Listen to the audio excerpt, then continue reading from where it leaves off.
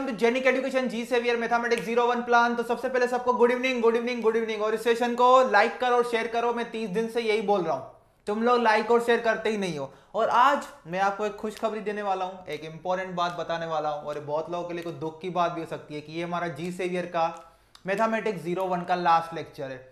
तो हमने अभी तक क्या क्या कवर कर लिया था? प्रोबेबिलिटी कवर कर दिया, फिर उसके बाद हमने लीनियर अलजेब्रा किया था, फिर हमने कॉम्प्लेक्स एनालिसिस किया था, उसके बाद हमने डिफरेंशियल इक्वेशन किया था। 4 चैप्टर हमने खत्म कर लिए थे। ये हमारा लास्ट चैप्टर चल रहा था कैलकुलस, और कैलकुलस ही सबसे बड़ा चैप्टर था। कैलकुलस ही सबसे बड़ा चैप्टर था जिसको हमने स्मार्टली पूरे टॉपिक्स को कवर कर लिया है from GATE point of view. अभी जो भी मैंने कैलकुलस में पढ़ाया उसके बाद गेट के पीवाईक्यू लगाना बहुत इजीली, आपके सारे पीवाईक्यू सॉल्व हो जाएंगे। तो अभी मुझे लगता है 2 दिन के बाद हम लेक्चर ले रहे हैं, तो कोई दिक्कत नहीं है क्योंकि लास्ट लेक्चर था और ग्रीन्स थ्योरम हमारा लास्ट। और मैंने आपको पहले इंफॉर्मेशन दे दिया था कि जो स्टोक्स थ्योरम है और जो डाइवर्जेंस थ्योरम है वो ईएमएफटी में कवर हो चुके हैं, इसलिए मैं नहीं करवा रहा हूं। क्योंकि जो ग्रीन्स थ्योरम है वो ईएमएफटी का पार्ट नहीं है, इसलिए मैं ग्रीन्स थ्योरम आज आपको एक्सप्लेन कर रहा हूं। और मैं एक बात और बता दूं कि ग्रीन्स थ्योरम पे आज तक गेट में 2 से 3 क्वेश्चन ही पूछे गए हैं। और ग्रीन्स थ्योरम सिंपली एक टूल है प्रॉब्लम को इजीली सॉल्व करने के लिए, लाइन इंटीग्रल को इजीली सॉल्व करने के लिए। ओके,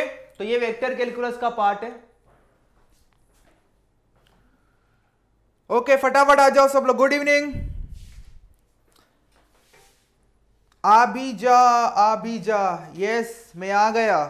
आ भी जाओ तो फिर आओ, ठीक है। ओके,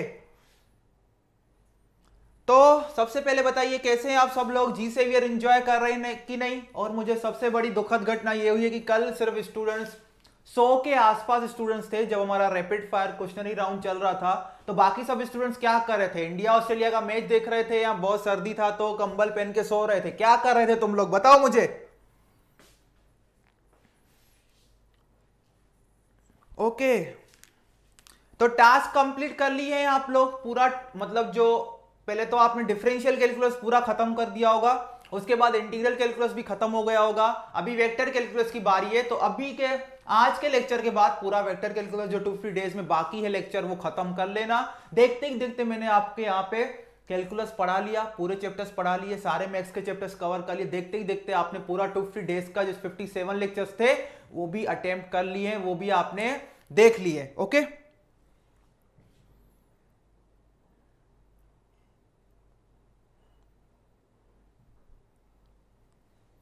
देखो मैं एक बात क्लियर कर दूं, कंट्रोल सिस्टम का कोई प्लान नहीं है फिलहाल। कंट्रोल सिस्टम का जी सेवियर में कोई भी प्लान नहीं है। अभी मेरा कंट्रोल सिस्टम स्टार्ट होगा जी ऑप्टिमस में कल से। तो यहाँ पे अगर कोई जी ऑप्टिमस का स्टूडेंट है तो उसको मैं ओके वहां पे तो इंफॉर्मेशन दूंगा ही, जो हमारा फेसबुक का ग्रुप है अलग से जी ऑप्टिमस का। तो कल से जी ऑप्टिमस स्टार्ट होगा मेरा कंट्रोल का। और जी सेवियर में अभी ईएमएफटी चल रहा है और मशीन चल रहा है। आगे प्लान होगा तो कंट्रोल चलेगा, नहीं तो नहीं चलेगा, नहीं तो फिर आपका कोई कोर सब्जेक्ट ही स्टार्ट होगा। ओके, तो कल कहां थे मुझे बताओ? कल के क्वेश्चंस में मजा आया कि नहीं? कल के क्वेश्चंस में मजा आया कि नहीं? कल के क्वेश्चंस में मजा आया कि नहीं मुझे बताओ? कल जो मैंने क्वेश्चंस करवाए थे मैथमेटिक्स के उसमें मजा आया कि नहीं? We all are going to miss you sir. अरे मैं कहीं भाग के थोड़ी जा रहा हूं कि तुमसे मींस कम्युनिकेट ही नहीं कर पाऊंगा। टेलीग्राम ग्रुप है अपना टेलीग्राम ग्रुप है, वहां पे डाउट्स जब तक गेट की एग्जाम दे रहे हो तब तक डाउट्स वहां पोस्ट करते रहना, मैं सॉल्यूशन दूंगा। और सबसे इंपॉर्टेंट बात, अगर बहुत सारे स्टूडेंट्स को अगर सूनापन लगेगा कि सर बहुत मिस कर रहे हैं मुझे, तो मैं बीच बीच में आऊंगा, कोई सेशन लेके आऊंगा जिसे क्वेश्चंस लेके आऊंगा, पूरा एक रैपिड सिर्फ मैथमेटिक्स का मैं चलाऊंगा, एक पूरा क्वेश्चंस पे मैराथन चलाऊंगा 2-3 घंटे का, जिसमें पूरा आपका रिवीजन कराऊंगा। या मैं सब प्लान कर रहा हूं, एक बार मेरा ऑप्टिमस का खत्म हो जाएगा 10 दिसंबर के बाद, उसके बाद मैं प्लान करूंगा कि आपके लिए क्या लेके आऊंगा। जो मैंने मैथ्स पूरा पढ़ाया है 1-2 सेशन ऐसे लेके आऊंगा जिसमें मैं आपको पूरा मैथमेटिक्स रिवाइज करवा दूंगा, पूरे formulas, important equations, important concept जो भी है मैं आपको ऐसे में सेशंस प्लान कर रहा हूं। होपफुली गेट से पहले मतलब दिसंबर में या जनवरी में होपफुली मैं ऐसे मतलब प्लान करूंगा। अगर आपका रिस्पॉन्स या फीडबैक अच्छा रहेगा तो मैं आपका 1-2 क्लास रिवीजन के भी लगवाऊंगा और 1-2 क्लास सिर्फ स्पेशली मैथमेटिक्स में भी लगवाऊंगा मैराथन के। ओके,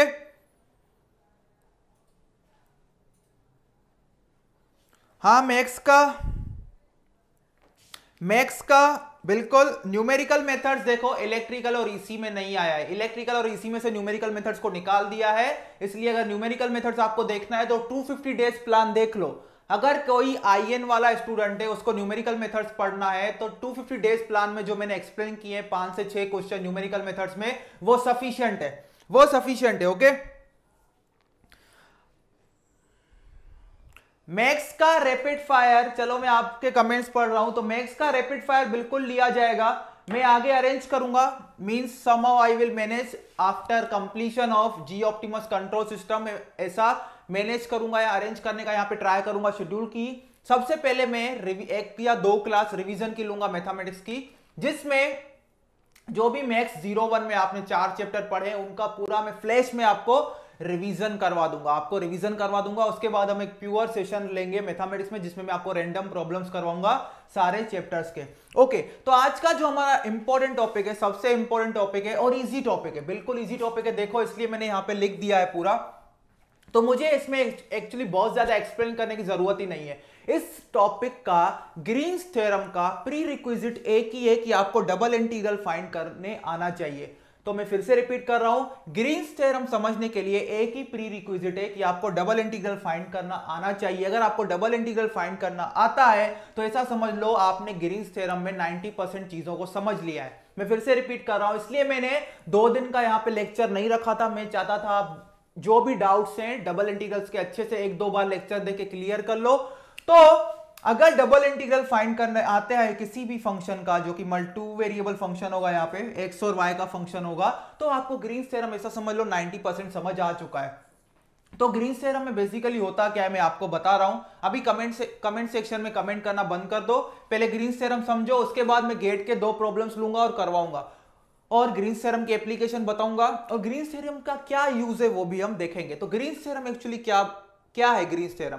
तो ग्रीन्स थ्योरम ये बोलता है आपको, अगर आपके पास इस टाइप का फंक्शन है f1 into d x plus f2 into d y, जिसका इंटीग्रेशन आपको फाइंड करना है, और f1 क्या होगा, x और y का फंक्शन होगा, f2 भी क्या होगा, x और y का फंक्शन होगा। अगर इस टाइप का ओवरऑल फंक्शन है और उसका आपका इंटीग्रेशन निकालना है, ठीक है, उसको इंटीग्रेट करना है अलोंग अ कर्व, उसको क्या करना है, इंटीग्रेट करना है अलोंग अ कर्व, और कर्व यहां पे सर्कल दिखाया है, इसका मतलब ये कर्व कैसा होगा, क्लोज्ड कर्व। क्या होगा, क्लोज्ड कर्व। मतलब मुझे क्या करना है, f1 into d x plus f2 into d y, इसका इस फंक्शन का इंटीग्रेशन सॉल्व करना है अलोंग अ क्लोज्ड कर्व। इस टाइप के अगर फंक्शंस का हमें इंटीग्रेशन निकालना है अलोंग अ क्लोज्ड कर्व, और यहां पे देखो एरो की डायरेक्शन क्या बता रही है, इन काउंटर क्लॉकवाइज डायरेक्शन। देखो यहां पे एरो किस डायरेक्शन में, काउंटर क्लॉकवाइज डायरेक्शन। तो इसका मतलब क्या है, अगर मुझे कुछ इस टाइप का इक्वेशन दिख रहा है, इस टाइप का फंक्शन दिख रहा है जिसका मुझे इंटीग्रेशन निकालना है अलोंग अ क्लोज्ड कर्व और along a contour in counter clockwise direction,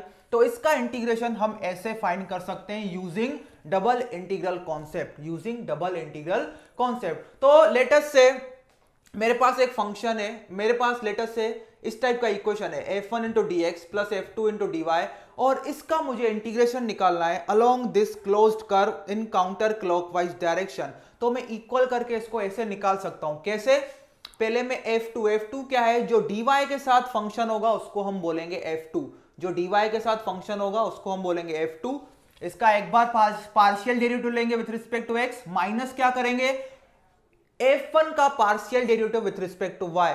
f1 यहां पे क्या है, f1 ये फंक्शन होगा जो किसके साथ होगा, dx के साथ, जो किसके साथ होगा, dx के साथ। फिर यहां पे एक नया फंक्शन बनेगा, जो नया फंक्शन होगा वो किसका फंक्शन होगा, independent variables x and y का, उसका डबल इंटीग्रल फाइंड करना है along 2 independent variables x and y।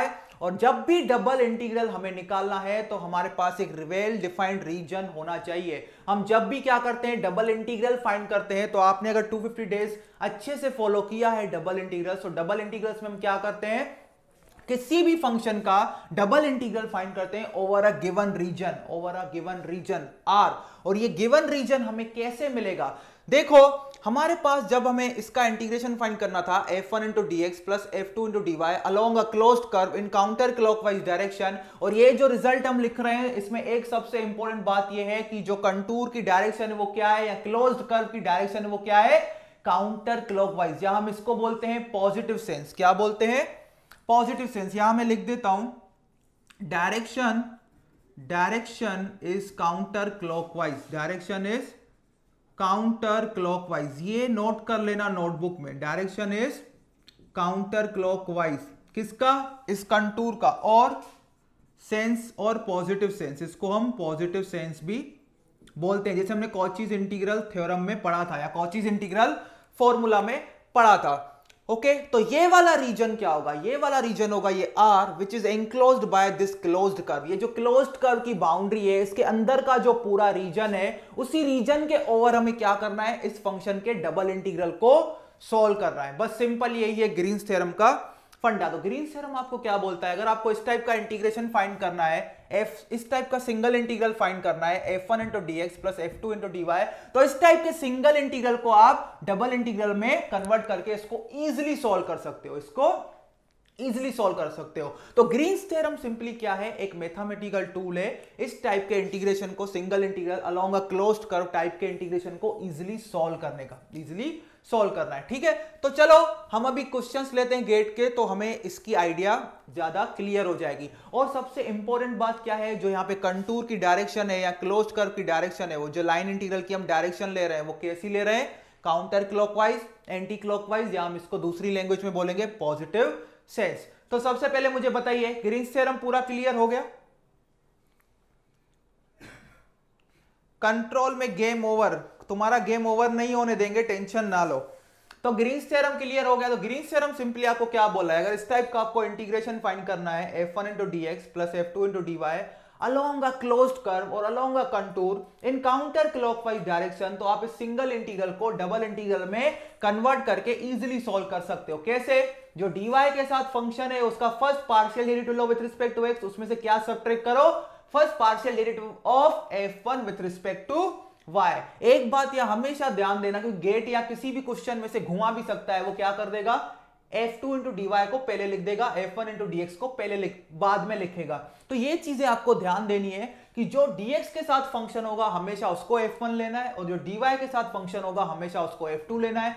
f1 और f2 किसके फंक्शन होंगे, x और y के। और जो यहाँ पे रीजन, जब भी डबल इंटीग्रल फाइंड करना है तो हमारे पास एक रीजन डिफाइन होना चाहिए जिसके ओवर हम वो क्या करेंगे, डबल इंटीग्रल को फाइंड करेंगे।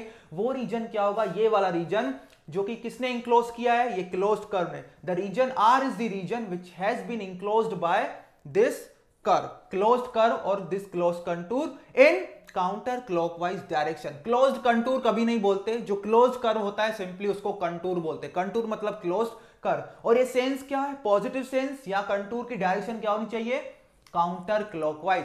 और दूसरी सबसे इंपॉर्टेंट बात, अगर क्वेश्चन में कुछ भी मेंशन नहीं किया है कि कंटूर की डायरेक्शन क्लॉकवाइज है या नहीं है, तो आपको बाय डिफॉल्ट ये मान के चलना है, क्योंकि ये क्वेश्चन ग्रीन्स थ्योरम से हम सॉल्व करेंगे, ग्रीन्स थ्योरम से सॉल्व होगा, तो by default unless and until defined, by default आपको मान के चलना है जो भी गिवन क्वेश्चन में कंटूर दिया गया है उसकी डायरेक्शन क्या होगी, काउंटर क्लॉकवाइज, या उसकी सेंस क्या होगी, पॉजिटिव सेंस होगी। तो ये जो ग्रीन्स थ्योरम हमने यहाँ पे जो इक्वेशन लिखा है ग्रीन्स थ्योरम का, वो किसके लिए एप्लीकेबल है, जब कंटूर की डायरेक्शन क्या हो, एंटी क्लॉकवाइज हो, या सेंस क्या हो, पॉजिटिव सेंस है। तो सिंपली ये मैथमेटिकल इक्वेशन है, इसको हमें सॉल्व करना है। ओके,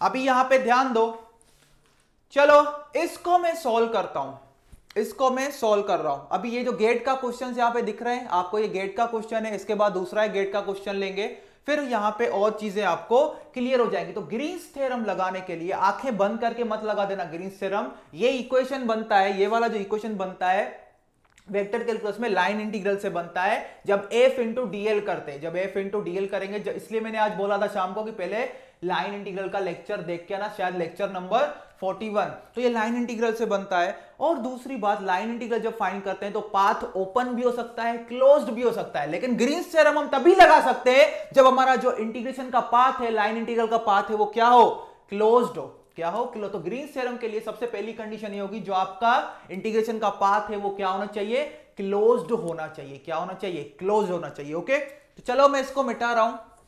अभी हम यहां पे गेट का एक एग्जांपल लेते हैं, बहुत ही सिंपल एग्जांपल है गेट का, और हम देखते हैं कि इस ग्रीन्स थ्योरम की एप्लीकेशन हम वहां पे कैसे यूज कर सकते हैं। तो आप कमेंट करना अभी बंद कर दीजिए, मैं एक एग्जांपल सॉल्यूशन स्टार्ट कर रहा हूं। तो ये बहुत ही सिंपल है क्वेश्चन, ग्रीन्स थ्योरम। देखो ग्रीन्स थ्योरम की जब भी एप्लीकेशन लगाओगे तो सबसे पहले ये देखो, क्या ये जो हमें लाइन इंटीग्रल निकालना है अलोंग अ क्लोज्ड कर्व, उसके अंदर इस टाइप का फंक्शन है f1 into d x plus f two d y का इक्वेशन है अंदर है, तो ग्रीन्स थ्योरम लगाओ, अदरवाइज नहीं। तो पहले चेक करो कि क्या ये ग्रीन्स थ्योरम के स्टैंडर्ड फॉर्म में उस टाइप का इंटीग्रल दिया गया है तो ग्रीन्स थ्योरम लगाओ, नहीं तो फंस मत जाना। ओके, तो यहां पे उस टाइप का है। यहां पे देखो हमें क्या बोला है, value of this integral xy into dy minus y square into dx where c is the square cut from the first quadrant by the lines x is equal to 1 and y is equal to 1 will be।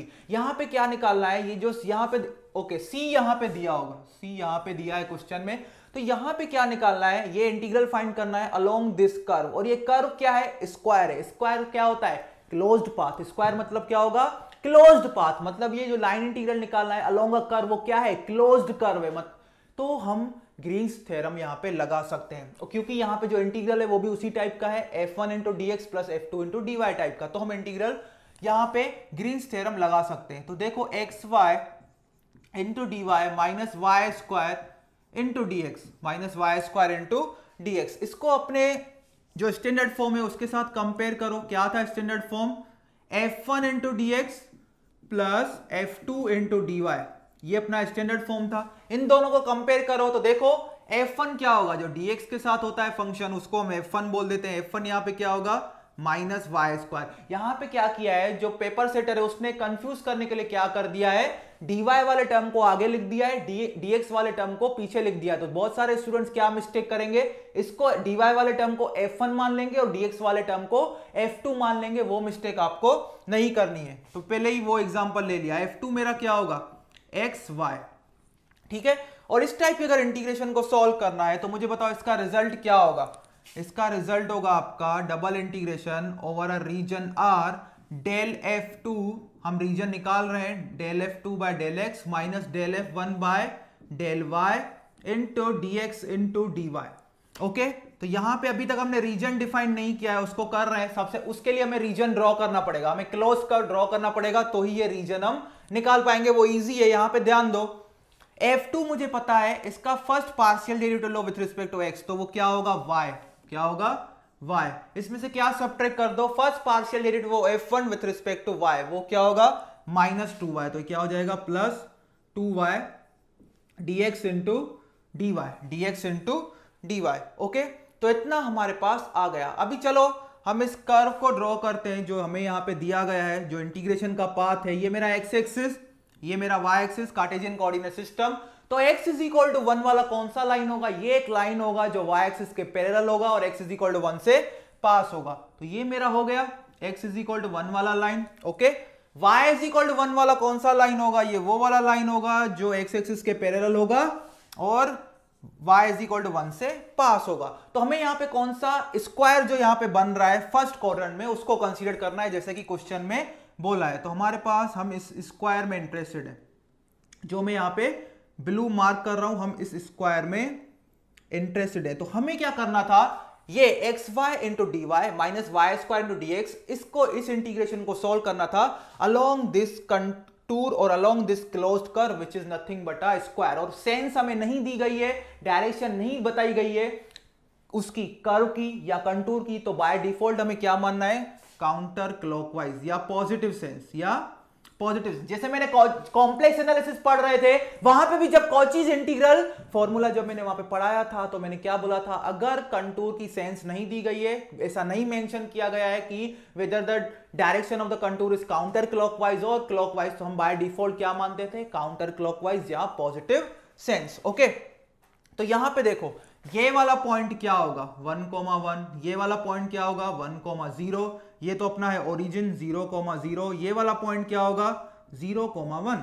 Okay, और ये मेरा अंदर वाला क्या है, पूरा reason है। उस रीजन के थ्रू ही मुझे क्या करना है, इस डबल इंटीग्रल को सॉल्व करना है। तो मैंने लास्ट लेक्चर में आपको बताया था, जब मैं वो पढ़ा रहा था ट्रिपल इंटीग्रल, उसमें मैंने बताया था जब भी आपको डबल इंटीग्रल फाइंड करना हो ओवर अ रीजन, और वो रीजन अगर आपका स्क्वायर है या रेक्टेंगल है, तो जो x और y के लिमिट्स होते हैं वो डायरेक्टली क्या होते हैं, लोअर लिमिट्स और अपर लिमिट्स। तो देखो इस रीजन में, रीजन क्योंकि स्क्वायर है, इसको आपका जो रीजन है जिसके थ्रू आपको डबल इंटीग्रल फाइंड करना है वो अगर रेक्टेंगुलर है या स्क्वायर है तो एक्स एंड वाई के लिमिट्स हमेशा नंबर्स के ही फॉर्म में आएंगे।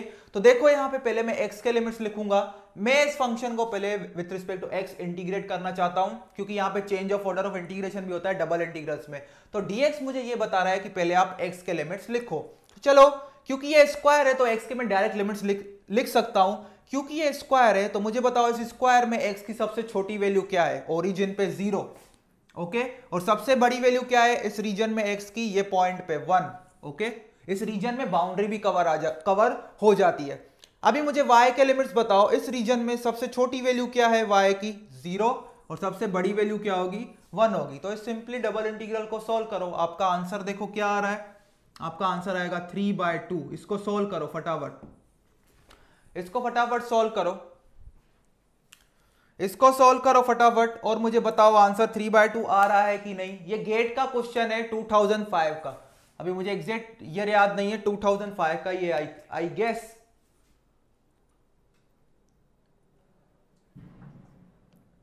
अरे कहां चले गए सब लोग,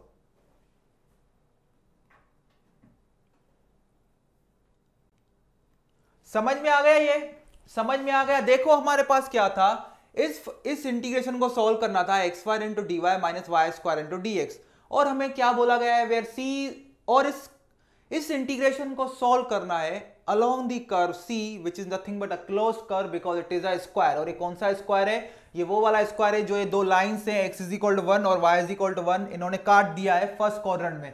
और क्योंकि यहां पे कंटूर की डायरेक्शन नहीं मेंशन की है, पाथ की डायरेक्शन नहीं मेंशन की है, तो हम इसको क्या मान रहे हैं, काउंटर क्लॉकवाइज या पॉजिटिव सेंस। फिर हमने क्या किया, इसको इसके साथ कंपेयर किया स्टैंडर्ड इक्वेशन के साथ। फिर हमने क्या देखा, f1 मेरा क्या है माइनस वाई स्क्वायर, f2 मेरा क्या है एक्स वाई। तो यहां पे पार्शियल डेरिवेटिव लिया f2 का, first partial derivative with respect to x वो क्या होगा y, फर्स्ट पार्शियल डेरिवेटिव लो f1 का विद रिस्पेक्ट टू y वो क्या होगा -2y, minus into minus plus 2y हो जाएगा। तो यहां पे क्या आएगा 3y, क्या आएगा 3y। और फिर हमने क्या देखा कि क्योंकि हमें डबल इंटीग्रल फाइंड करना है तो हमें x और y के लिमिट्स चाहिए, और x और y के लिमिट्स कैसे निकालेंगे, वो रीजन से r से। वो रीजन r कहां से आएगा, that is the region which is enclosed by this closed curve और दिस कंटूर, ओके। और यहां पे सेंस क्या है, पॉजिटिव सेंस है, या कंटूर की या क्लोज पाथ की डायरेक्शन क्या है, या क्लोज कर्व की डायरेक्शन क्या है, काउंटर क्लॉकवाइज और एंटी क्लॉकवाइज। तो क्लियर हो गई इतनी बात, 3/2, वेरी गुड। समझ में आ गया ग्रीन्स थ्योरम कैसे आपको अप्लाई करना है, फटाफट मुझे बताओ, समझ में आया कि नहीं ग्रीन्स थ्योरम आपको कैसे अप्लाई करना है, फटाफट बताओ मुझे, फटाफट मुझे बता दो ग्रीन्स थ्योरम कैसे अप्लाई करना है। समझ में आ गया आपको, समझ में आ गया, फटाफट मुझे बताइए ग्रीन्स थ्योरम कैसे अप्लाई करना है, समझ में आ गया आपको। अभी देखो, अभी यहां पे गेम क्या होता है वो देखो, मैं आपको बताता हूं ग्रीन्स थ्योरम एक्चुअली पिक्चर में आया ही क्यों और इसका क्या इतना यूजफुलनेस है और ये क्यों हमारे लिए इंपॉर्टेंट है। देखो ये क्यों हमारे लिए इंपॉर्टेंट है, देखो समझो क्यों। अगर मुझे ये वाला इंटीग्रेशन सॉल्व करना होता अलोंग दिस स्क्वायर बाउंड्री, तो अगर मुझे लेटर से ग्रीन्स थ्योरम की, मतलब ग्रीन्स थ्योरम की खोज ही नहीं हुई थी, ग्रीन्स थ्योरम किसी मैथमेटिशियन ने डिस्कवर ही नहीं किया, ओके, और वो उनका नाम ग्रीन्स ही है, इसलिए उन मैथमेटिशियन के नाम से ही उनको नाम दे दिया है ग्रीन्स थ्योरम, ओके। तो यहां पे देखो लेटर से मुझे ये ग्रीन्स थ्योरम पता नहीं था, हमने ग्रीन्स थ्योरम हमें मींस इसका रिजल्ट हमें नहीं मिला था, ये हाइपोथेसिस हमें नहीं मिला था, तो हम इस एग्जांपल को कैसे सॉल्व करते, फिर इस एग्जांपल को कैसे सॉल्व करते, इस इंटीग्रेशन को सॉल्व करने के लिए हमें 4 इंटीग्रेशन निकालने पड़ते। पहले इस पाथ पे जाना पड़ता 0 से 1, 0 से 1 जाते तो y 0 होता, dy 0 होता, i1 निकालते। फिर यहां से जाते, मतलब पहले ऐसे जाते, देखो o से a तक, फिर a से b तक, फिर b से c तक, फिर यहां से वापस आते c से 0 तक। 4 पाथ हमें लेने पड़ते इंटीग्रेशन को सॉल्व करने के लिए, और अलग अलग पाथ पे देखना पड़ता कि कहां पे एक्स वाई वेरी हो रहा है, कहां वाई वेरी हो रहा है, कहां एक्स कांस्टेंट है, कहां वाई कांस्टेंट है, उसके अकॉर्डिंग इस इंटीग्रेशन को सॉल्व करते। तो अगर आपको ग्रीन्स थ्योरम नहीं पता तो भी ये इंटीग्रेशन सॉल्व हो जाएगा, उसके लिए आपको क्या करना पड़ेगा, 4 सेक्शन लेने पड़ेंगे ओवरऑल इस पूरे इंटीग्रेशन निकालने के लिए। पहले एक सेक्शन लोगे 0 to a, o to a, दूसरा कौन सा इंटीग्रेशन का पाथ होगा a टू b, तीसरा कौन सा इंटीग्रेशन का पाथ होगा, बी टू सी। चौथा कौन सा इंटीग्रेशन का पाथ होगा, सी टू ए, फिर सी टू जीरो, सॉरी जीरो नहीं, सी टू ओ। इन चारों इंटीग्रेशन के पाथ के रिजल्ट्स को, इंडिविजुअली रिजल्ट्स को जब ऐड करोगे तो ओवरऑल आपका ये वाला इंटीग्रेशन का रिजल्ट मिलेगा और उसको कंपेयर करोगे तो आपका आंसर 3/2 ही आएगा। लेकिन जब हम ग्रीन्स थ्योरम से इसको कर रहे हैं तो 2 स्टेप में सॉल्व हो गया। और अगर ग्रीन्स थ्योरम आपको पता नहीं है, सिंपल उस लाइन इंटीग्रल के मेथड से जाओगे तो यहां पे 4 अलग अलग इंटीग्रेशन फाइंड करने पड़ेंगे, मतलब ऐसे 4 बार इतने 3 स्टेप लिखने पड़ेंगे, फिर चारों को ऐड करना पड़ेगा, फिर आपको ओवरऑल रिजल्ट मिलेगा। समझ में आई बात?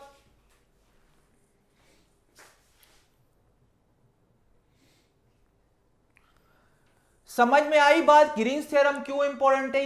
ये सिंपली एक लाइन इंटीग्रल, में पहले ही बता दूं, ये सिंपली लाइन इंटीग्रल का क्वेश्चन होता है। जब आप लाइन इंटीग्रल का लेक्चर देखोगे मेरा 2 डेज प्लान का, तो ओवरऑल जो लाइन इंटीग्रल फाइंड करते हैं तो ओवरऑल लास्ट में यही इंटीग्रेशन होता है जिसको सॉल्व करना होता है। तो अगर ग्रीन्स थ्योरम आपको पता नहीं है और इस लाइन इंटीग्रल को फाइंड करना है अलोंग दिस कंटूर, तो फिर आपको 4 इंटीग्रेशन निकालने पड़ेंगे, 4 पाथ लेने पड़ेंगे, O to A to B to C, C to O. फिर उन 4 पाथ के अलोंग इंटीग्रेशन निकालो, फिर उनको ऐड करो, फिर आपका आंसर आएगा 3/2। लेकिन ग्रीन्स थ्योरम ने बोला नहीं, मैं आपको 3 स्टेप में ही आंसर दे देता हूं इस मेथड से, ओके।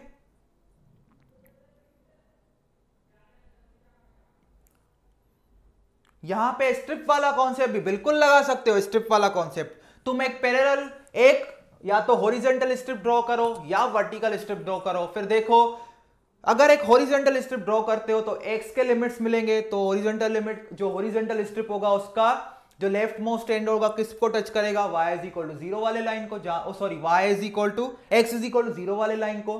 फिर एक अगर क्या कर रहे हो, देखो यहां पे बता रहा हूं, अगर यहां पे आप हॉरिजॉन्टल और वर्टिकल स्ट्रिप का कॉन्सेप्ट लेते हो, लेटेस्ट से मैं हॉरिजॉन्टल स्ट्रिप का कॉन्सेप्ट ले रहा हूं क्योंकि मैं पहले with respect to x integrate करना चाहता हूं। तो यहां पे ध्यान दो, अभी इसको कैसे निकालेंगे। ये हॉरिजॉन्टल स्ट्रिप मैंने ड्रॉ किया। हॉरिजॉन्टल स्ट्रिप हम कब ड्रॉ करते हैं, जब हमें एक्स के लिमिट्स चाहिए। तो देखो यहां पे मैंने हॉरिजॉन्टल स्ट्रिप ड्रॉ किया, इसका लेफ्ट मोस्ट एंड कहां पे टच कर रहा है, रीजन की बाउंड्री के बाहर स्ट्रिप नहीं जाना चाहिए, x इज इक्वल टू 0 वाले लाइन को। तो x का लोअर लिमिट क्या होगा, 0। अभी देखो इस हॉरिजॉन्टल स्ट्रिप का राइट मोस्ट एंड कहां पे टच कर रहा है, ये x इज इक्वल टू 1 वाली लाइन का, 1 वाली लाइन पे, तो मतलब x की अपर लिमिट क्या होगी, 1 होगी। और फिर y के लिमिट्स नंबर्स के फॉर्म में कैसे आएंगे, इस पूरे रीजन में देख लो कि y की लोअर लिमिट क्या है, 0, और y की अपर लिमिट क्या है, 1। Game over, okay. तो ग्रीन्स थ्योरम को भाई जिससे भी डर लग रहा था, तो ये ग्रीन्स थ्योरम ऐसा ही था, बहुत आसान था, कुछ भी हमें करने की जरूरत नहीं है। ग्रीन्स थ्योरम बहुत ही सिंपल है, यहां पे आपने देख लिया कुछ भी नहीं था। सिंपली अगर डबल इंटीग्रल आता है तो ग्रीन्स थ्योरम आपका सॉल्व हो जाएगा। और सिंपली एक हम क्या कर रहे हैं, लाइन इंटीग्रल को ही सॉल्व कर रहे हैं, ओके। क्लियर हो गई इतनी बात। और सबसे इंपॉर्टेंट बात मैं बता दूं, यहां पे क्वेश्चन में जब भी मेंशन ना किया हो कंटूर या पाथ की डायरेक्शन, तो आपको बाय डिफॉल्ट काउंटर क्लॉकवाइज ही मानना है, बाय डिफॉल्ट काउंटर क्लॉकवाइज ही मानना है। फिर से बोल रहा हूं।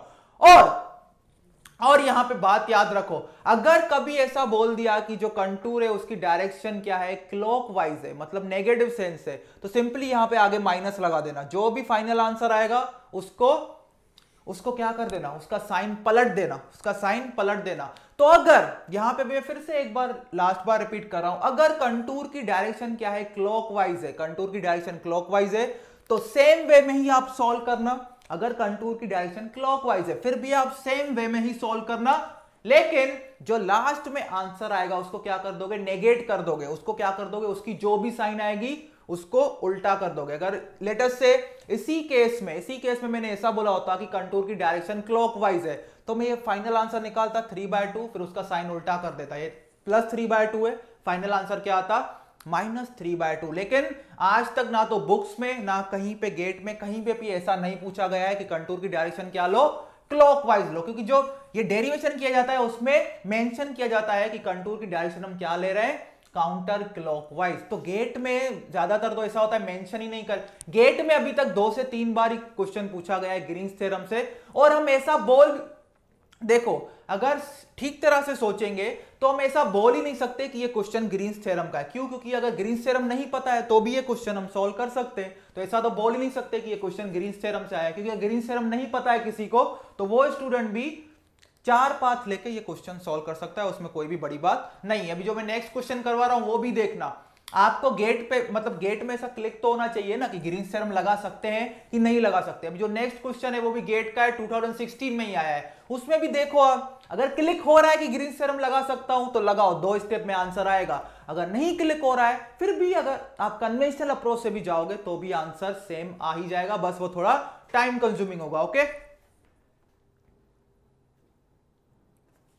तो आई थिंक जिसको भी डाउट था कि डायरेक्शन, मतलब स्टूडेंट्स को यही ज्यादा डाउट है कि डायरेक्शन अगर कंटूर की क्लॉकवाइज हो तो क्या होगा। तो देखो अगर डायरेक्शन कंटूर की क्लॉकवाइज है तो क्या करना, इसी वे में प्रोसीड करना, बस लास्ट में जो आंसर आएगा उसको नेगेट कर देना, उसका साइन प्लस है तो नेगेटिव कर देना, नेगेटिव हो तो पॉजिटिव कर देना, मतलब साइन रिवर्स कर देना या उल्टा कर देना। ओके, तो चलो हम दूसरा क्वेश्चन अभी देख रहे हैं, लास्ट क्वेश्चन आज के सेशन का, और जी सेवियर का भी हो सकता है ये क्योंकि लास्ट लेक्चर ही है। तो जो नेक्स्ट क्वेश्चन में लिखूंगा उसको आपको ही सॉल्व करना है। ओके, तो नेक्स्ट क्वेश्चन, सपोज यहां पे देखो इस क्वेश्चन में गेट में 2016 इसी ब्रांच में आया है, ऐसे बेचीते क्वेश्चन इसी ब्रांच में ही आते हैं। क्वेश्चन नंबर 2 देखो यहां पे क्या है, सपोज सी, ये आपको सॉल्व करना है, C is the closed curve, suppose C is the closed curve, C is the closed curve defined as the circle, ये closed curve क्या है, एक सर्कल है, defined as the circle, ये यूनिट सर्कल है, x square plus y square is equal to 1 with C oriented anti clockwise, with C oriented anti clockwise, क्या anti clockwise. Okay, the value of, यहां पे क्या पूछा है, the value of this integral along this close curve in counter clockwise direction x y square dx plus x square y dy over the curve C equals over the curve, ये 2016 में आया इसी branch में, 2 mark में, बताइए, over the curve C equals. Okay, तो फटाफट इस क्वेश्चन को नोट करो और मैं आपको 2 से 3 मिनट दे रहा हूं, इसको सॉल्व करो। देखो मैं पहले ही आपको बता दूं, अगर ग्रीन्स थ्योरम आपको नहीं आता है तो भी ये क्वेश्चन सॉल्व हो जाएगा। तो ऐसा दिमाग में मत डाल के मतलब बैठना कि कोई भी क्वेश्चन बस इस टाइप का क्वेश्चन आया तो ग्रीन्स थ्योरम ही लगा सकते, नहीं, सिंपली लाइन इंटीग्रल का क्वेश्चन है, ग्रीन्स थ्योरम आता है तो अच्छा है, जल्दी से आंसर आ जाएगा 2 से 3 स्टेप में, जैसे इसमें आया। ग्रीन्स थ्योरम नहीं आता है तो भी आंसर तो आएगा, लेकिन टाइम बहुत, जैसे कि ग्रीन्स थ्योरम लगाओगे तो लेटर से 1 मिनट लगेगा, तो और कन्वेंशनल अप्रोच से जाओगे तो 5 से 10 मिनट भी लग सकते हैं। ओके,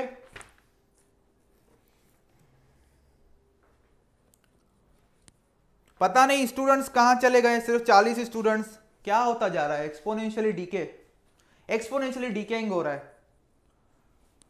ओके, इसको सॉल्व करो, अभी मैं वेट कर रहा हूं। इसमें एक सबसे बड़ा गेम है, आप सॉल्व कीजिए, मैं देखता हूं वो आप पकड़ पा रहे हो कि नहीं step.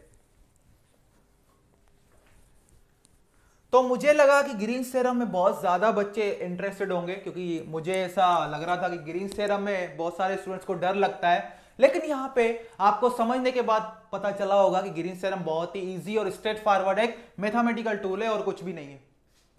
Okay, oh my God, zero,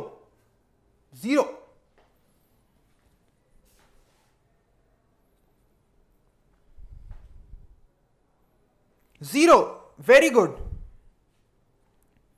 तो किसी का कुछ डाउट है क्या, मुझे यहां पे कराने की जरूरत है क्या? इसका बिल्कुल सही आंसर है, इसका आंसर 0 है, क्योंकि जो फंक्शन बनता है del f2 by del x minus del f1 by del y वही 0 आएगा, तो उसका इंटीग्रेशन फिर कुछ भी रीजन डिफाइन करो, आंसर कुछ भी लिमिट्स रखो x एंड y के, वो हमें निकालने की जरूरत ही नहीं, क्योंकि फंक्शन ही अंदर 0 बन गया, उसका इंटीग्रेशन हमेशा 0 ही आएगा।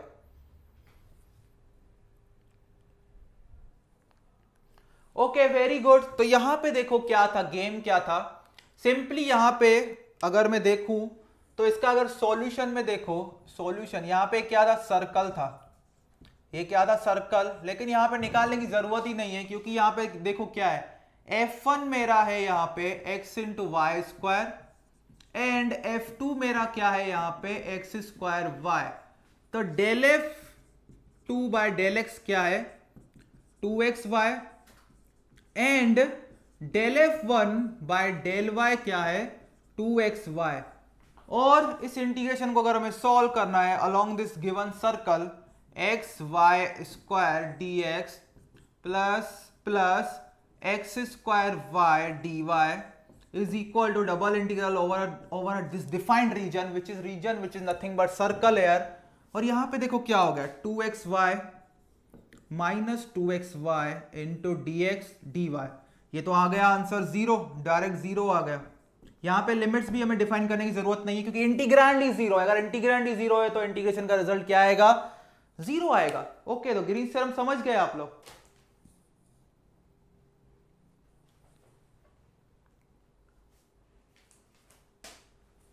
तो देखो किसी ने यहां पे कमेंट किया है कि इसके लिमिट्स कैसे रखेंगे। अभी देखो सर्कल में जब भी डबल इंटीग्रल फाइंड करना गेम हो जाएगा। अगर आपने 250 डेज में पहला लेक्चर देखा होगा डबल इंटीग्रल्स का, तो आपको पता होना चाहिए जब भी रीजन आपका सर्कल हो, तो बिना सोचे समझे आंख बंद करके चले जाना कहां पे, पोलर कोऑर्डिनेट्स में। कहां पे, पोलर कोऑर्डिनेट्स में। तो अगर यहां पे मुझे लिमिट डिफाइन करनी है, रीजन, यहां पे अगर लिमिट्स डिफाइन, चलो मैं डिफाइन कर देता हूं रीजन। यहां पे रीजन क्या है ये मैं बता देता हूं। कभी कभी गेट में अगर ऐसा क्वेश्चन आ गया जहां पे फंक्शन जीरो नहीं बन रहा, तो हमें सर्कल के केस में ये निकालना आना चाहिए कि ये जो इंटीग्रेशन के लिमिट्स है वो कैसे रखेंगे। और सर्कल के केस में मैं फिर से बता रहा हूं, आंख बंद करके कहां चले जाना, पोलर कोऑर्डिनेट्स में चले जाना, वहां पे ये प्रॉब्लम इजीली सॉल्व हो जाएगी। तो ये मेरा सर्कल है, ध्यान दो, ये सेमी सर्कल है, ये उसका आधा दूसरा पार्ट है। अभी क्या बोला है, anti clockwise orientation is in anti clockwise direction. Okay, तो देखो, और रेडियस क्या है, ये रेडियस है मेरा 1, ये रेडियस क्या है 1 है। तो मैं क्या करूंगा, ये जो पूरा इंटीग्रेशन आपको दिख रहा है कौन से फॉर्म में दिख रहा है, कार्टेशियन फॉर्म में। मैं क्योंकि ये सर्कल मेरा रीजन ऑफ इंटरेस्ट क्या है, सर्कुलर है, तो मैं किस में जाऊंगा, पोलर कोऑर्डिनेट्स में, क्योंकि सर्कल अगर आपका रीजन है तो पोलर कोऑर्डिनेट्स में डील करना इंटीग्रेशन को इजी हो जाएगा। तो मैं क्या सब्स्टिट्यूशन लगाऊंगा, वी विल कार्टेशियन कोऑर्डिनेट से कहां पे जाऊंगा, कार्टेशियन से कहां पे जाऊंगा, पोलर में। कहां से जाऊंगा, पोलर में। तो पोलर में अगर हम कन्वर्ट करें तो कैसे लिखेंगे, x इज इक्वल टू, कैसे सब्स्टिट्यूशन करेंगे, r cos theta, y is equal to r sin theta. यहां पे जो फंक्शन, अगर इनकेस ये फंक्शन जीरो नहीं होता तो आप क्या सब्स्टिट्यूट करते, यहां पे कोई फंक्शन बनता x और y के फॉर्म में, उसमें x is equal to r cos theta रखते, y is equal to r sin theta रखते, और यहां पे लिमिट्स फिर किसके आ जाते, r और थीटा के, dx और dy किस में कन्वर्ट हो जाता, r dr d थीटा में, r dr d थीटा। ये बात याद रखना, यहां पे बहुत सारे स्टूडेंट्स मिस, अभी मैं डेरिवेशन में नहीं जा रहा हूं कि dx into dy r dr d theta कैसे हो। बहुत सारे स्टूडेंट्स क्या करते हैं, dx और dy को लिख देंगे dr इंटू d थीटा। नहीं, dx इंटू dy को किससे रिप्लेस करोगे, r dr d थीटा। और अगर मैं इसी क्वेश्चन में आगे प्रोसीड करूं तो देखो r लिमिट्स क्या हो जाएंगे, यहां पे देखो लिमिट्स क्या हो जाएंगे, जीरो आ गए, आप भूल जाओ उसको। लेटर से यहां पे कोई ऐसा फंक्शन बनेगा, चलो मैं इसको फिर से, लेटर से ये वाला प्रॉब्लम नहीं, लेटर से मैं इस एग्जांपल ले रहा हूं। यहां पे कोई फंक्शन बना, यहां पे कोई फंक्शन बना h फंक्शन, जो किसका है, यहां पे एक फंक्शन बन रहा है जिसमें दो इंडिपेंडेंट वेरिएबल है x एंड y।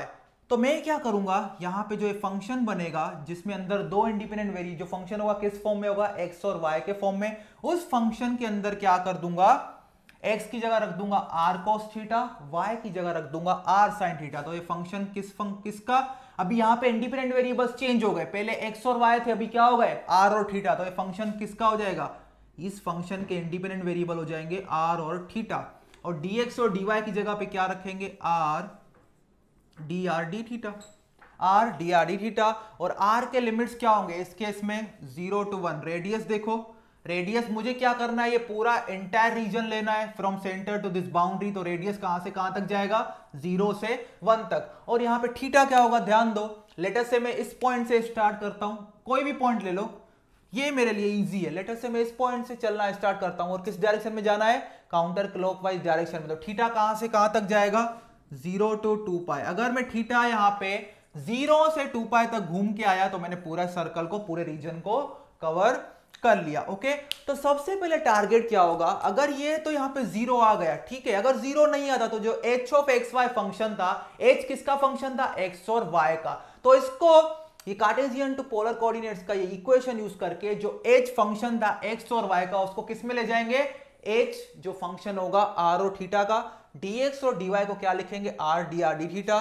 रेडियस क्या होगा यहां पे देखो, रेडियस क्योंकि मुझे पूरा एंटायर ये रीजन कवर करना है from origin to this boundary, तो रेडियस कहां से कहां तक चेंज हो रहा है, 0 से 1 तक। और यहां पे क्योंकि मुझे ये भी सारे पॉइंट्स कवर करने साथ में, तो मैं यहां से लेटर से स्टार्ट करता हूं, एक राउंड लगा के वापस यहां पे आ जाऊंगा, तो सारा मैंने पाथ पूरा कवर कर लिया। इसलिए थीटा कहां से कहां तक जाएगा, 0 से 2 पाई, क्योंकि ओरिएंटेशन क्या है, एंटी क्लॉकवाइज। तो लिमिट्स आपको ऐसे बनाने हैं, लिमिट्स आपको ऐसे बनाने हैं। ओके, तो क्लियर हो गया आपको, ये क्लियर हो गया, क्लियर हो गया। देखो अगर किसी को, देखो गेम है यहां पे, अगर किसी को ग्रीन्स थ्योरम का आइडिया नहीं है तो फिर वो क्या कर सकता है स्टूडेंट, डायरेक्ट इसी इक्वेशन में ये वाला कन्वर्जन यूज कर सकता है। मैं फिर से रिपीट कर रहा हूं, अगर किसी भी स्टूडेंट को ग्रीन्स थ्योरम का आइडिया नहीं है, उसको नहीं पता है कि इसमें ग्रीन्स थ्योरम लगेगा या नहीं लगेगा, या उस टाइप का फंक्शन है या नहीं है, तो वो सिंपली क्या करेगा, क्योंकि ये सर्कल है तो आंख बंद करके अगर इस इंटीग्रेशन को भी सॉल्व करना है सिंगल इंटीग्रल के केस में, तो वो क्या करेगा, पोलर कोऑर्डिनेट्स की हेल्प लेगा। आप यहां पे ले सकते हो, यहां पे आप x इज इक्वल टू क्या लिखो, r cos theta, y is equal to क्या लिखो, r sin थीटा, वही सेम सब्स्टिट्यूशन यहां पे करो। x is equal to r cos theta, तो dx क्या होगा, r minus r sin theta, और y इज इक्वल टू क्या है, r sin थीटा, तो dy क्या होगा, r cos थीटा। r आपका उस केस में कांस्टेंट होगा 1 यूनिट, और थीटा कहां से कहां तक चेंज होगा, 0 से 2 पाई। उसका भी आंसर देखोगे तो क्या आएगा, 0 ही आएगा। लेकिन इसमें थोड़ा लंबा हो जाएगा, फिर पोलर कोऑर्डिनेट सब्स्टिट्यूट करोगे, फिर सॉल्व करोगे, बहुत लेंदी हो जाएगा, 8 से 10 स्टेप्स हो जाएंगे। लेकिन अगर इसी प्रॉब्लम को ग्रीन्स थ्योरम से हम सॉल्व करें तो एक स्टेप में हमारा आंसर आ गया। ओके, ठीक है, तो आज के सेशन को हम बस यहीं पे समाप्त करते हैं। तो ये जैसे कि मैंने बोला, जी सेवियर का ही हमारा लास्ट सेशन है, जिसमें मैंने आई होप ग्रीन्स थ्योरम आपको क्लियर हो गया होगा अच्छे से कि ग्रीन्स थ्योरम हमें कैसे अप्लाई करना है। ओके, तो ये हमारा था लास्ट सेशन। अभी आपको कुछ भी क्वेरी हो तो यहाँ पे पूछ सकते हो मुझसे। अभी यहाँ पे टाइम है 8 मिनट है, 8 मिनट है, 8 बजे तक सेशन रहता है, तो 8 मिनट है। सबसे पहले मुझे ये बताइए, ग्रीन्स थ्योरम में आपको डर लगता था, वो खत्म हुआ कि नहीं, ग्रीन्स थ्योरम का डर?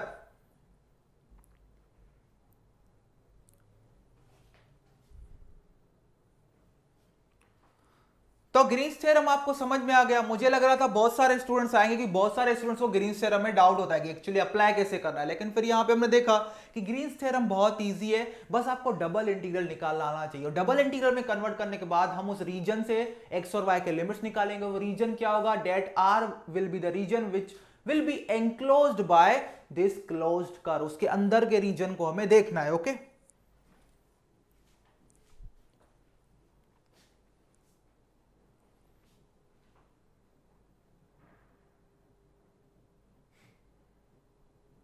तुम्हें पता ही नहीं था इस थ्योरम के बारे में, तुम कौन सी दुनिया में हो?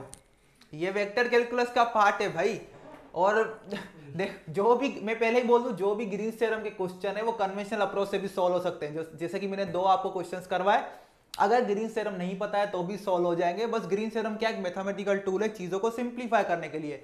कन्वेंशनल अप्रोच से चाहोगे 10 स्टेप लगाओगे, ग्रीन्स थ्योरम आपको 2 स्टेप में आंसर दे रहा है, बस यही एडवांटेज है। Okay,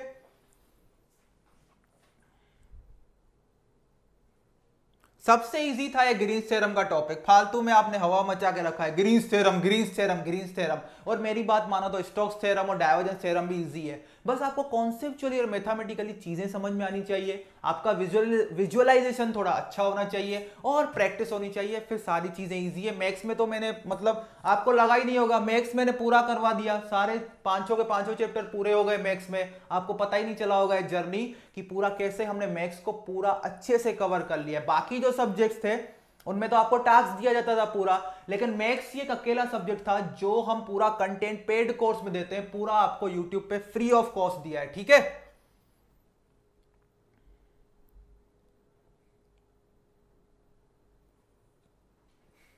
okay. तो रिवीजन प्लान करना है। तुम यहां पे ओरिजिनल लेक्चर में तो आते नहीं हो, रिवीजन प्लान कहां से करोगे? जो ओरिजिनल लेक्चर है उसी में ही तुम लोग नहीं आते, और कैसे करोगे बताइए?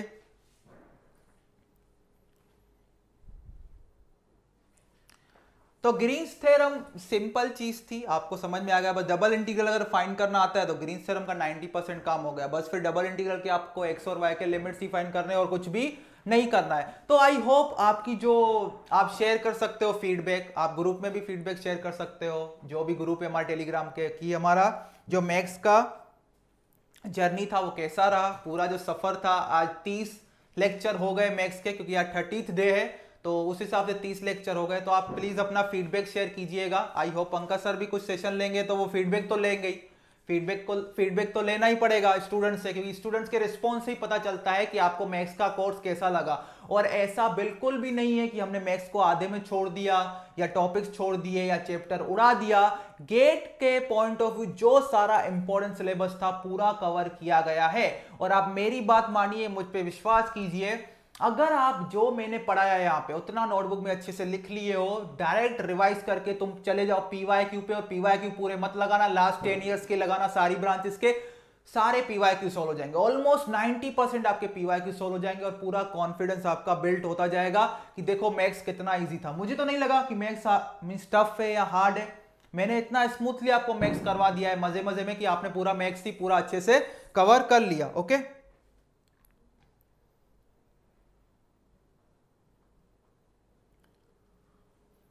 तो आप कृपया करके फीडबैक दीजिएगा जो मैथ्स का पूरा सीरीज चला था सुजीत सर का और मेरा, क्योंकि आज ये लास्ट लेक्चर है, तो हमारा मैथ्स का जो मैथमेटिक्स का पूरा प्लान था वो यहाँ पे खत्म हो रहा है।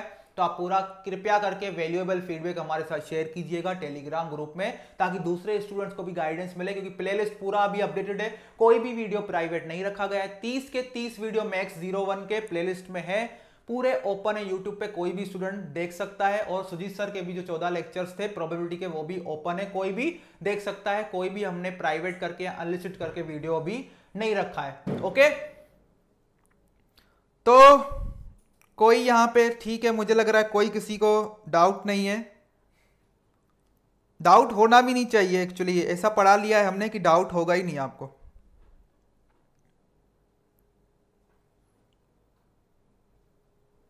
तो जो स्टूडेंट्स इस जर्नी में, कुछ स्टूडेंट ऐसे थे जो मिस आएंगे, वो तो होता रहता है, कुछ स्टूडेंट्स क्या होते हैं, आते हैं जाते हैं, वो एक जगह जाएंगे, दूसरी जगह जाएंगे, तीसरी, ये फ्लक्चुएट करते रहे, ऑसिलेट करते रहते हैं मतलब। और कुछ स्टूडेंट्स अच्छे से स्टेबिलिटी मेंटेन करके रखते हैं, एक ही सोर्स को प्रॉपरली फॉलो करते हैं। और मेरी बात मान लो, किसी भी एक सोर्स को अगर अच्छे से फॉलो कर रहे हो तो वहीं से ही आपको फायदा होने वाला है। हर जगह अगर जाओगे, थोड़े टाइम यहाँ पे, थोड़े टाइम दूसरी जगह, थोड़े टाइम मतलब मल्टीपल रिसोर्सेज यूज करोगे तो आपको ही नुकसान होगा, आपका टाइम भी वेस्ट होगा और कुछ उसका आउटकम भी नहीं आएगा। तो आई होप मैथ्स हमने स्मूथली अच्छे से पूरा कवर कर लिया है। जो भी टॉपिक आपको मैंने उन्हीं टॉपिक्स पे ज्यादा स्ट्रेस दिया, नहीं तो मैं कैलकुलस में क्या कर सकता था, अपना टाइम बचाने के लिए कैलकुलस में पूरा बोल देता बस 250 डेज वाला प्लान देख लो और कुछ भी करने की जरूरत नहीं है। लेकिन मैंने ऐसा नहीं किया। जो भी 250 डेज प्लान में कॉन्सेप्ट मिसिंग है, क्योंकि उस कॉन्सेप्ट से गेट इलेक्ट्रिकल में प्रीवियस ईयर क्वेश्चन नहीं आए थे, तो मैंने पूरे यहाँ पे 8 से 10 दिन में जो भी कैलकुलस का प्लान चल रहा है उसमें कवर कर लिया। डिफरेंशियल इक्वेशन हमने 4-5 दिन ही पढ़ा, फिर कॉम्प्लेक्स एनालिसिस भी 4-5 दिन ही पढ़ा, क्योंकि उसकी नीड ही उतनी थी।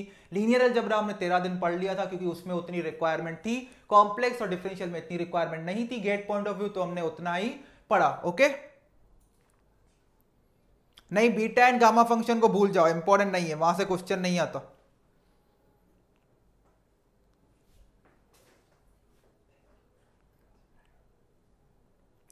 ओके, तो आज का लेक्चर, आज का सेशन हम यहीं पे एंड करते हैं। और मैं अभी यहाँ पे मतलब जी ऑप्टिमस में जब मेरे सेशन खत्म हो जाएंगे, कंट्रोल सिस्टम के मैथ्स ऑलरेडी खत्म हो गया है वहां पे, तो जब कंट्रोल सिस्टम कल से स्टार्ट होगा, 10 तारीख को खत्म होगा, उसके बाद क्या प्लान बनता है हम देखेंगे। लेकिन मैं आपसे प्रॉमिस करता हूं कि मैं सेवियर में रिवीजन प्लान आपका मैथ्स का लाऊंगा, और एक दिन भी ला सकता हूं, 2 दिन भी ला सकता हूं। जो भी मैथ्स मैंने पढ़ाया है पूरा आपको रिवाइज कर दूंगा 1.5 से 2 घंटे के सेशन में। वो मैं पूरा मॉड्यूल प्रिपेयर करूंगा और एक सेशन रखूंगा पूरा मैराथन पे, जो कि सिर्फ मैथ्स का होगा। ठीक है, तो अभी मतलब थोड़ा मुझे भी फील हो रहा है, मुझे भी फील हो रहा है, क्योंकि आपके साथ मेरी भी हैबिट बन चुकी थी आपके साथ इंटरेक्ट करने की, स्टूडेंट्स के साथ। कुछ स्टूडेंट्स ऐसे हैं जो रेगुलर क्लास में आते हैं, टेलीग्राम ग्रुप में एक्टिव रहते हैं, तो मेरी भी एक हैबिट बन गई थी, ऑपरेटर की भी यहाँ पे हैबिट बन गई थी मेरे साथ। रोज शाम को 7 बजे बैठना है और बहुत अच्छे से आराम से मैथ्स को पढ़ना है, एंजॉय करना है। बहुत बार तो ऐसा ही होता था कि आप पूरा पहले जी सेवियर की क्लासेस देख लेते थे, फिर मैथ्स में हम सिर्फ एंटरटेनमेंट करते थे, मैं मजाक करता था और आपका माइंड रिफ्रेश हो जाता था। तो वो अभी शायद चीजें नहीं हो पाएंगी, तो मैं भी मिस करूंगा ये क्लास जो डेली होती थी। जो सुबह को होती है ऑप्टिमस की, डेट इज डिफरेंट थिंग, वो 8-10 दिन चलती है, डेट खत्म हो जाती है। लेकिन जी ऑप्टिमस के भी महीने से रोज चल रही थी, तो थोड़ा हो जाता है। मतलब थोड़ा ऐसे कनेक्ट होते हैं स्टूडेंट के साथ, तो थोड़ा लगता है कि अरे यार महीने से पढ़ा रहे थे स्टूडेंट्स को, और कुछ स्टूडेंट बहुत अच्छे थे, रिस्पॉन्सिव थे, और अभी अचानक से क्लास बंद हो जाएगी। कोई दिक्कत नहीं, बस यही जीवन है यारो। ओके, तो ठीक है, तो सब अपना ध्यान रखिएगा, और कोई भी गाइडेंस चाहिए पीवाईक्यू, बस और कुछ भी रिसोर्स मत लेना, पीवाईक्यू सॉल्व करना, और पीवाईक्यू के जो भी आप डाउट्स हो आप पूछ लेना। अभी मैं कुछ असाइनमेंट नहीं दूंगा, बस पीवाईक्यू आप सॉल्व कीजिए लास्ट के 10 साल के, और टेलीग्राम ग्रुप में कुछ मैं एक्टिव रहूंगा, आप वहां पे मुझे मींस मैसेज भेज सकते हैं, कोई भी गाइडेंस चाहिए, कोई भी डाउट हो, और आपको कोई भी पीवाईक्यू में डाउट हो तो वहां पोस्ट कीजिए, वहां पे स्टूडेंट्स की भी आपका डाउट सॉल्व करते हैं। ठीक है, तो अब अपना ध्यान रखिएगा, फिर मिलेंगे। अभी कब मिलेंगे वो मैं अपडेट दूंगा रिवीजन प्लान में। तब तक के लिए सबको गुड नाइट।